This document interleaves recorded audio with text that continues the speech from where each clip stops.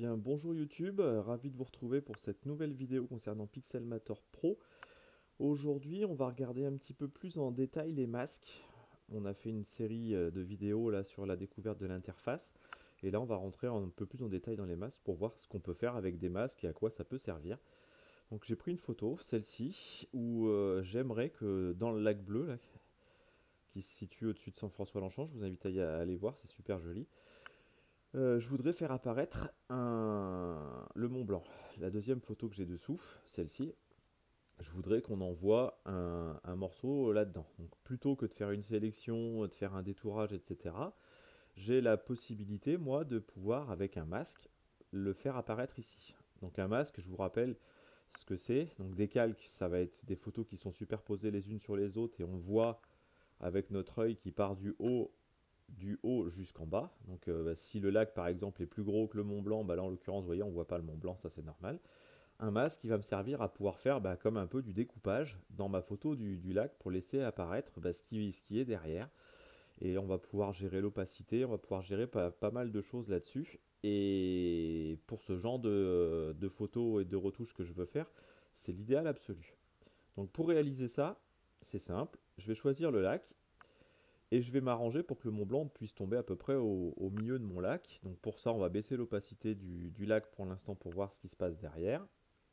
Donc on voit que là, le Mont Blanc, il n'est pas du tout là où je voudrais qu'il soit. Je vais verrouiller le lac pour éviter d'avoir à le bouger. Je vais prendre la photo avec le Mont Blanc et puis on va la poser à peu près comme je l'aurais imaginé. On va l'agrandir un peu, que ça aille du bout à un autre bout. Voilà. Et puis on va peut-être s'arranger pour que voilà, pour que ce trait-là, peut-être même un peu plus bas, voilà, pour que ce trait-là soit à peu près sur le milieu ici, voilà.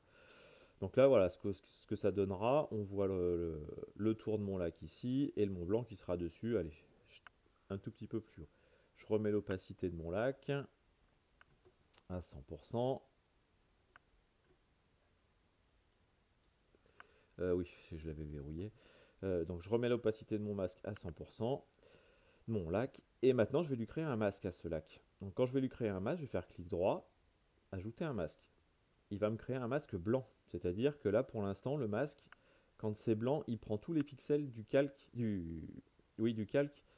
Donc là, en l'occurrence, comme si j'avais rien changé. Si j'avais fait un masque noir, il ne prend aucun pixel de ce calque. Il laisse passer à travers. Si je prends un gris, après, je peux avoir un dégradé.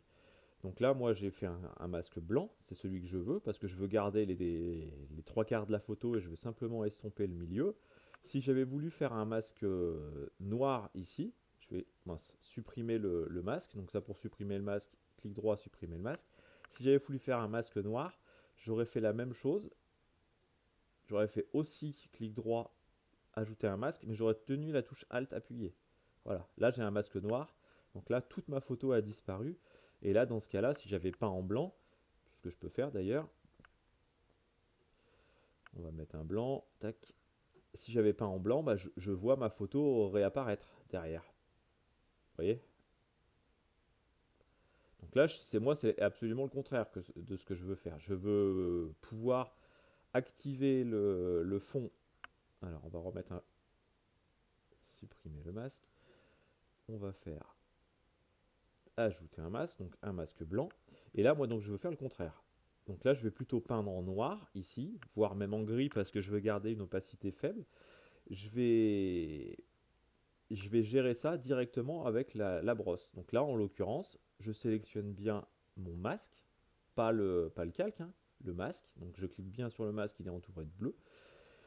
Et là, je vais prendre un pinceau. Donc là, j'ai un pinceau dur basique, ça me va. Ma taille de pinceau, alors faut qu'elle soit un peu grande parce qu'il faut éviter du coup d'avoir à lâcher la souris. Parce que le problème, c'est que si vous faites un coup de tracé, un deuxième coup de tracé, là par exemple, je suis parti sur une opacité de 25%, et au bout d'un moment, je vais avoir une opacité qui va être de plus en plus grande. Donc moi, ça ne m'intéresse pas. La douceur 75, opacité à 25, ça me va très bien. Et là, je vais commencer à peindre. Alors par contre, on va lui dire que je le veux en noir, hein, pour le coup. Et là, on va commencer à peindre. Donc là, on va le voir apparaître. Je vais faire mes contours. Donc là, on est d'accord que là, je vais vite, hein, parce que c'est pour les besoins de la vidéo. Je vais garder les ombres qui sont au bord du lac. Donc je lâche pas le bouton de la souris. Je vous ferai voir après pourquoi quand j'aurai terminé. parce qu'effectivement, après, sinon, on va avoir plusieurs fois l'effet appliqué sur la même zone. Donc là, ça se voit après. Voilà, donc vous voyez, comme par magie, ma photo apparaît derrière.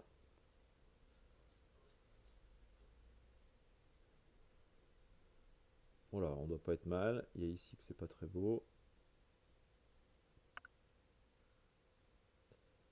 Voilà. Donc là, je lâche et je vais vous faire voir que si effectivement j'avais besoin de réappuyer, bah, vous voyez, si je rappuie une deuxième fois dessus, ça refait l'effet une deuxième fois. Donc là, ça a éclairci énormément et on voit des taches. Donc ça n'a aucun intérêt. Donc pour ça qu'il faut absolument pas avoir à lâcher tout ça. Donc le principe, il est là. Il est simple.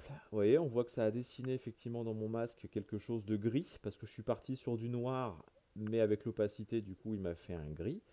Et ce masque-là, je peux revenir dessus à tout moment, l'effacer, l'activer. Donc si je voulais le désactiver pour voir, je ferai clic droit, désactiver. Mon masque se désactive. On retrouve ma photo d'origine. Idem pour le réactiver. Voilà. Tant qu'on en est avec les raccourcis clavier, si j'avais voulu inverser, des fois on a une sélection à faire qui est très grosse. Donc si par exemple j'avais voulu faire une sélection de ce caillou là et faire un masque de tout le reste, et ben j'aurais fait la sélection, je l'aurais peint celui-ci et j'aurais inversé les couleurs. Pour ça, pareil, je choisis mon masque et commande I pour inverser. Donc là, vous voyez que là, mon noir est passé blanc, mon blanc est passé noir et ainsi de suite. Donc la sélection s'est inversée. Donc ça, c'est bon à savoir aussi.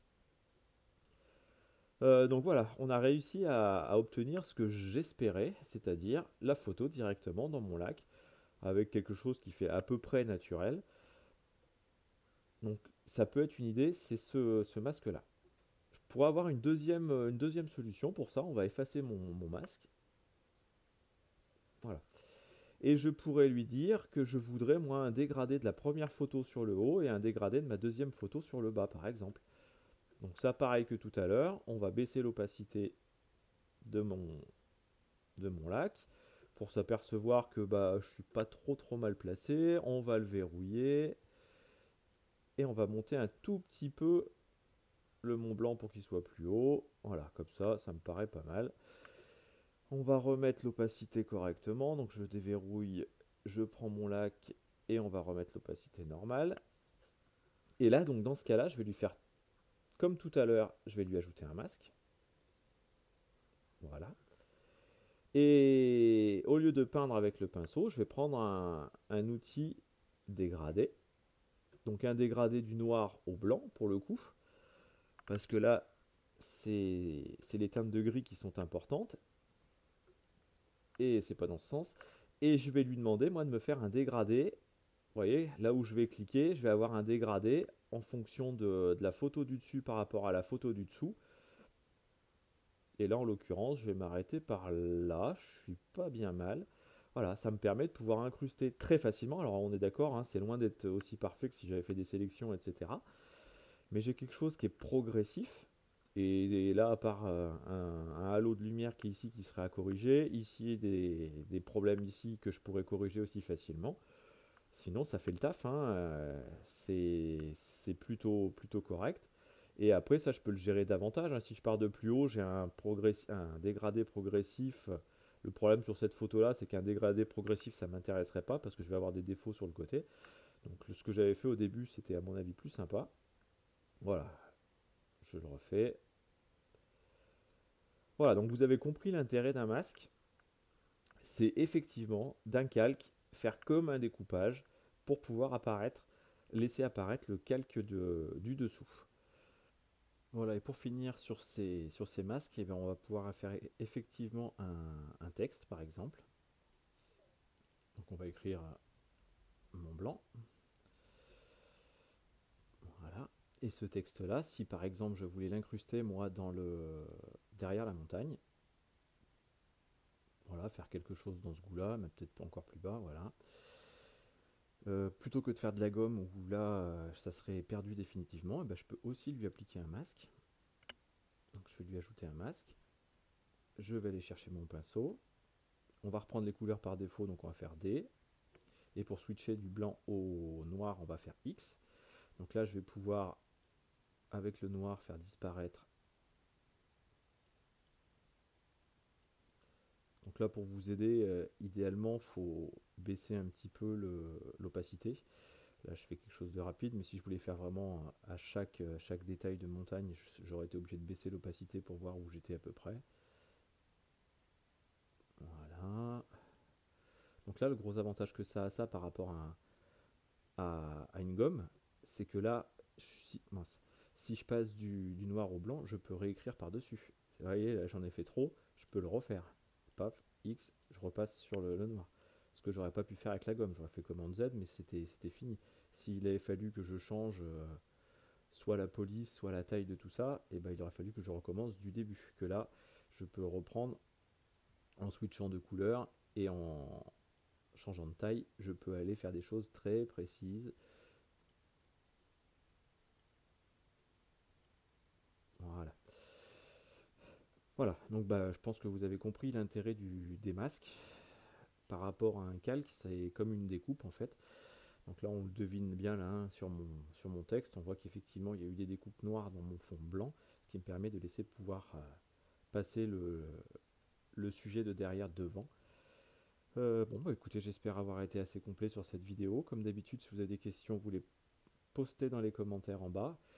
N'hésitez pas à cliquer sur le petit pouce, ça me fait toujours plaisir. Et puis abonnez-vous, hein, on est de plus en plus nombreux, ça fait aussi super plaisir. En attendant, bah, écoutez, portez-vous bien et je vous dis à bientôt dans une prochaine vidéo. Merci, au revoir.